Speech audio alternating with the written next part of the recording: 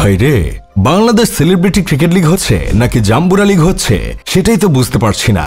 এই সময় দেশে যে জাম্বুরার বাম্পার ফলন হয়েছে সেটা এই জাম্বুরা লিগ না দেখলে কখনো জানতেও পারতাম না। বিটিভি এখনো জাম্বুরার বাম্পার ফলন নিয়ে একটা প্রতিবেদন তৈরি করেনি। বিষয়টা জানার পর আমি খুবই হতাশ হয়েছি। তাদের উচিত ছিল জাম্বুরাগুলো চাষে কে বা কারা কিভাবে জাম্বুরা চাষ করেছে সেই বিষয়গুলো তুলে ধরা। বাংলাদেশ এত উন্নত হয়ে গেছে সেটা আমরা অনেকেই জানতাম না। এজন্যই হয়তো এক মহান ব্যক্তি বলেছিলেন বাংলাদেশ একদিন আমেরিকাকে ছাড়িয়ে যাবে। এই তো এখন এই জাম্বুরা লিগের মাধ্যমে দেখতেছি বাংলাদেশ আমেরিকাকেও ছাড়িয়ে যাচ্ছে। এই লিগ যদি কোনোভাবে আমেরিকার প্রিয় অভিনেতা দেখতে পারে তাহলে সে ব্যাগ ট্যাগ গুছিয়ে একদম সোজা রাতের ফ্লাইটেই বাংলাদেশে চলে আসবে। মাঝে মাঝে মনে হয় এই লিগ মূলত আয়োজন করা হয়েছে উঁচু নিচু পাহাড় পর্বত ও গ্রীষ্মকালীন ফলমূল দেখানোর জন্য। আসলে তাদের বোঝা উচিত দর্শকরা ক্রিকেট খেলা দেখতে যায়, ফলমূল কিনতে নয়। তবে এই জাম্বুরা লিগে যে শুধু জাম্বুরা পাওয়া যায় বিষয়টা এমন না। এই লিগ আপনি চাইলে আম, কাঁঠাল, তরমুজ, পেঁপে সবকিছুই পাবেন। সেলিব্রিটি চ্যাম্পিয়ন্স লিগে মোটামুটি সবকিছুই হয় শুধুমাত্র ক্রিকেট খেলা ছাড়া।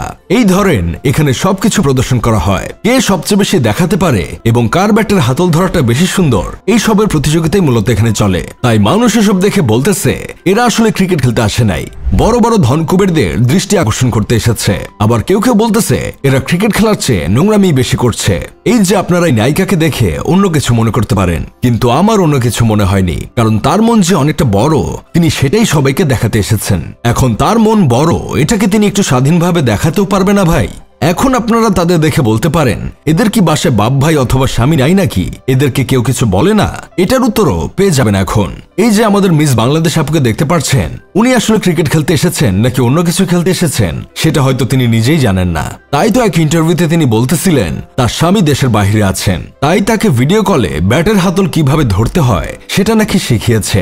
তাছাড়া তিনি আরো বলেছেন তিনি কোনো ছবি ছাড়লে তার শাশুড়ি আম্মা নাকি কমেন্টে এসে বলেন মাশাআল্লাহ অনেক সুন্দর লাগছে আম্মা। তাহলে হয়তো এখনো তার এমন পোশাকে ক্রিকেট খেলা দেখেও কমেন্ট করছে মাশাআল্লাহ অনেক সুন্দর খেলেছো। এই যে আমাদের দেশের গতিমানবের ফিমেল ভার্সনের বোলিং দেখেছেন, উনি যদি বল করে তাহলে আমার বিশ্বাস পৃথিবীর যে কোনো ভালো ব্যাটার আউট হয়ে যাবে। এখন আপনারা ওনার ড্রেস আপ নিয়ে কথা বলতে পারেন, কিন্তু লাভ নেই, কারণ তিনি ছোট কাপড় পরার জন্যই মূলত নিজেকে ফিট রাখেন। তবে আশা করি সামনের দিনগুলোতে তিনি আরো ফিট হবেন যেন আরো ছোট কিছু পড়তে পারে। ব্যাট বল হাতে এই অলরাউন্ডার ক্রিকেটারকে দেখে তো আমি ভেবেছিলাম কোনো হোটেল থেকে কোনো কর্মী পালিয়ে চলে এসেছে, কিন্তু না, আসলে তিনি জাম্বুরা লিগেরই একজন খেলোয়াড়। এইসব দেখে আমার বন্ধু কেরামত নিজের ফলোয়ার বাড়িয়ে সেলিব্রিটি হতে যাচ্ছে, কারণ সামনের সেলিব্রিটি চ্যাম্পিয়ন্স লিগে তার এদের সাথে খেলতেই হবে।